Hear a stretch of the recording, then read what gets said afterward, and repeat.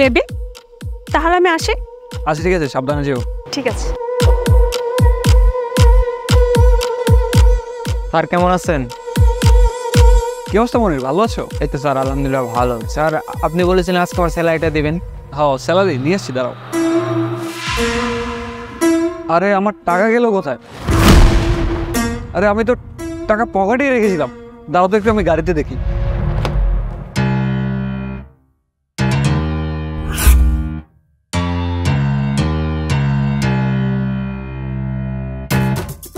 আরে গাড়িতে তো নাই, পকেটেও না, টাকা গেল কোথায়? স্যার আপনি একটু ভালো করে মনে করে দেখুন, আপনি টাকা সাথে করে নিয়ে আসছেন না বাসায় রেখে আসছেন? আরে না না, আমার স্পষ্ট মনে আছে যে আমি পকেটে করে টাকা নিয়ে আসছি। এতক্ষণ ছিল, কিন্তু এখন কোথায় গেল আমার টাকা বুঝতেছি না। আচ্ছা এক কাজ করো, আমি যেহেতু টাকা পাচ্ছি না, তুমি বাসায় চলে যাও, আমি তোমাকে সন্ধ্যাবেলা টাকা পাঠিয়ে দেবো। ঠিক আছে স্যার। টাকাটা তো আমি পকেটেই রাখছিলাম, গেল কোথায় টাকাটা?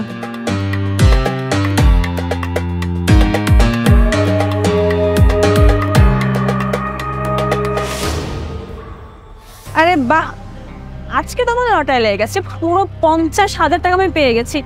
আর আমি ওর গার্লফ্রেন্ড, ও আমাকে একটু সন্দেহ করবে না যে টাকাগুলো আমি সরিয়েছি।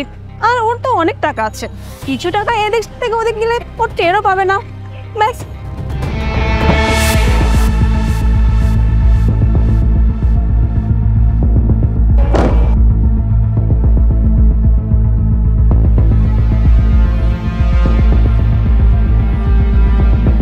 হ্যাঁ হ্যালো তানিয়া, আমি তোমার বাসার নিচে দাঁড়িয়ে আছি, একটু আসো তো। হ্যাঁ একটু তাড়াতাড়ি আসো আগে।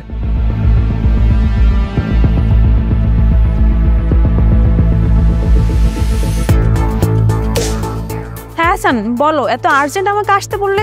সবকিছু ঠিক আছে তো? তুমি জানো আমি কত বিজি ছিলাম একটা কাজ নিয়ে। কি হয়েছে বলো? আসলে আমি আমার অফিস ওয়ার্কার মনির আমার কাছে আসছিল টাকা নেওয়ার জন্য। তখন আমি ওকে টাকা দিব, এই মুহূর্তে দেখি যে আমার পকেটে টাকা নাই। আমার স্পষ্ট মনে আছে যে আমার পকেটে টাকা ছিল, তুমি চলে যাওয়ার পর থেকে না ওই পকেটে আর টাকা নাই। আমার কাছে মনে হচ্ছে যে ভুলে তোমার পার্সে চলে আসছে কিনা টাকাটা, তুমি যদি একটু চেক করতা। আরে না না, আমার কাছে কোনো টাকা পয়সা নেই। আচ্ছা টাকাটা কি হারিয়ে গেছে নাকি? আরে আজব, এটা তুমি কেমন কথা বললা? আমি এই টাকা খুঁজতেছি, তার মানে তো এই টাকা হারিয়ে গেছে তাই না? আমিও কোথাও পাচ্ছি না টাকাটা। আরে হাসান বাদ দাও না, তুমি সামান্য কিছু টাকা নিয়ে প্যারা খাচ্ছ কেন? আর তোমার তো টাকা পয়সার কমতি নেই, সামান্য কিছু টাকা হারিয়েছে, প্যারা নেও না প্লিজ। আরে বাবা বাদ দেবো মানে? এখানে 10,000 20,000 টাকা হলে তো মানা যেত না, এখানে 50,000 টাকা, অনেকগুলো টাকা। হ্যাঁ আমি মানছি আমার কাছে টাকা পয়সার কোনো কমতি নেই, তার মানে এই না যে আমি টাকার মর্ম বুঝি না।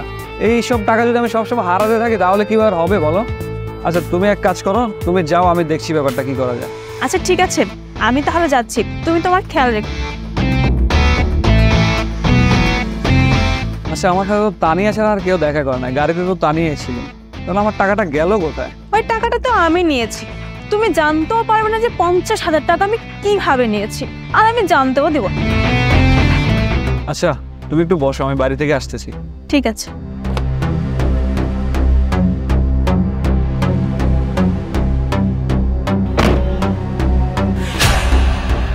আরে এখানে এতগুলো টাকা, আমি বরং একটা কাজ করি, এখান থেকে এক বান্ডেল টাকা সরিয়ে ফেলি, কারণ ও তো আমাকে একটু সন্দেহ করে না। এর আগেও যেরকম ভুলভাল বুঝিয়েছি, এবারও সেম ভাবে বুঝাবো। আমি কাজ করি, মানে ও আসার আগে এক বান্ডেল টাকা সরিয়ে নেই।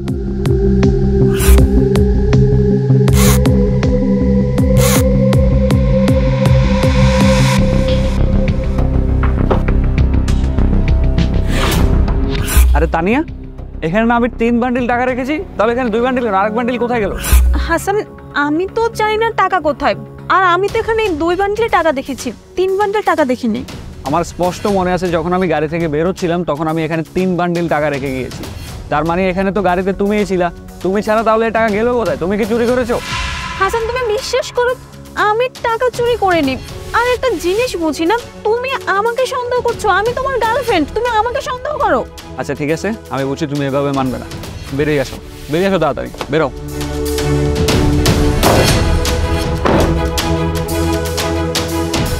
তানিয়া তুমি সত্যি করে বলো তো আমার টাকাটা কোথায়? হাসান আমি সত্যি কথাই বলছি, আমি তোমার কোনো টাকা চুরি করিনি।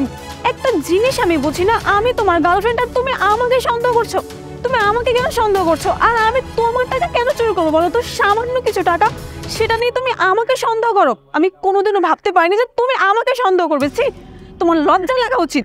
আচ্ছা আমি বুঝতে পেরেছি, তুমি এভাবে মানবে না। দাঁড়াও, আমি তোমার একটা ব্যবস্থা করতেছি। এই মনির, মনির এদিকে আসো তো। তোমার ফোনটা দাও।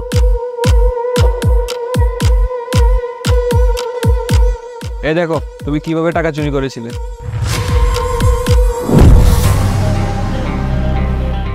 আরে এখানে এতগুলো টাকা! আমি বরং একটা কাজ করি, এখান থেকে এক বান্ডেল টাকা সরিয়ে ফেলি, কারণ ও তো আমাকে একটু সন্দেহ করে না। এর আগেও যেরকম ভুলভাল বুঝিয়েছি, এবারও সেম ভাবে বুঝাবো। আমি কাজ করি, মানে ও আসার আগে এক বান্ডেল টাকা সরিয়ে নিই।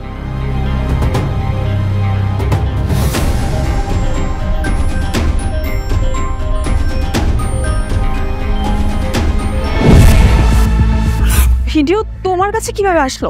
এই ভিডিও কি করে আসলো দাঁড়াও বলছি। আরে মনির তুমি এখানে? আমি তো তোমার কাছে যাচ্ছিলাম। স্যার আপনার সাথে কিছু আমার আর্জেন্ট কথা ছিল। আর্জেন্ট কথা? কি কথা বলো। স্যার ওই দিন যে আপনার টাকাটা চুরি হয়েছিল না, ওই টাকাটা মানে আপনার গার্লফ্রেন্ডই চুরি করছে। এই তোমার মাথা ঠিক আছে? তুমি কি বলছো এসব? ও আমার গার্লফ্রেন্ড, ও কেন আমার টাকা চুরি করবে? স্যার আমি জানতাম আপনি আমার কথাটা বিশ্বাস করবেন না। আপনার গার্লফ্রেন্ড এর আগেও টাকা চুরি করেছে, আমি সেটা দেখেছি। এই তুমি আগেও টাকা চুরি করতে দেখেছো? তাহলে তুমি আমাকে আগে বলো নাই কেন? স্যার এই জন্যই বলিনি যে ওই মেয়েটা আপনার গার্লফ্রেন্ড ছিল, আর কথাগুলো বললে আপনি অনেক কষ্ট পাবেন। আর ওই দিন টাকাগুলো সে নিছে, এটা দেখার পরে আমার মনে হলো যে আপনাকে কথাগুলো বলা উচিত। হ্যাঁ মনির, তুমি ঠিক কথাই বলেছিলে। ওই দিন আমার টাকা চুরি করার পর থেকে আমি ওর কাছে গেছিলাম, ওই দিন ওর বাসার নিচে। তারপর ওর কথাবার্তা চলাফেরা কেমন জানি আমার কাছে সন্দেহজনক মনে হয়েছিল।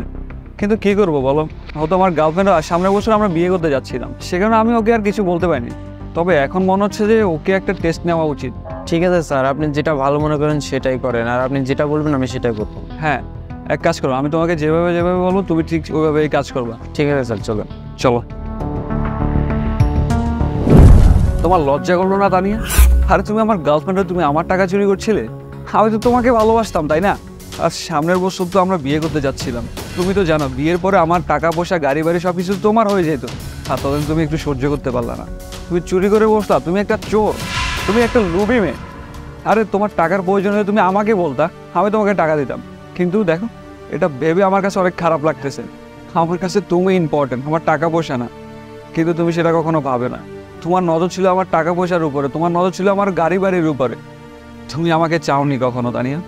তুমি একটা কথা কি জানো তানিয়া, যখন আমাকে মনির তোমার সম্পর্কে এসব কিছু বলছিল, আমি একটুও বিশ্বাস করি নাই, কারণ আমি তো জানি আমার গার্লফ্রেন্ড কেমন। তাও আমি আমার মনকে শান্তি করার জন্য তোমার একটা টেস্ট নিয়ে দেখি, কারণ আমি সারা জীবন তোমার সাথে থাকতে চেয়েছিলাম। তুমি আমার সাথে এরকমটা কেমনে করতে পারলা? যাক ভালো হয়েছে, সময় থাকতে সব কিছু বুঝে গিয়েছি। তুমি সামান্য 50,000 টাকার জন্য নিজের ইমান নষ্ট করে দিতে পারলে?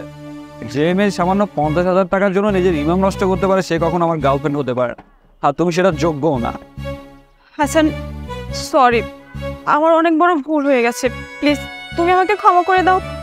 আমি আসলে একটু লোভে পড়ে গেছিলাম, অনেকগুলো টাকা চোখে দেখেছি, তাই আমি বুঝতে পারিনি।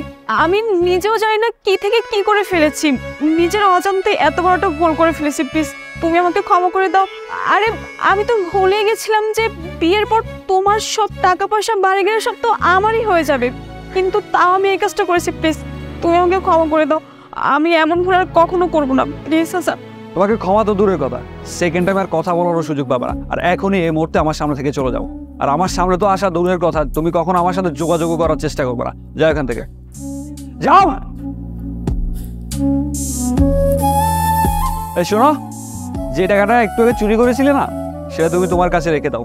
সেটা তোমার বিয়েতে কাজে লাগবে। থ্যাংক ইউ ভাই, তুমি আজকে আমাকে অনেক বড় একটা বিপদ থেকে বাঁচিয়েছো।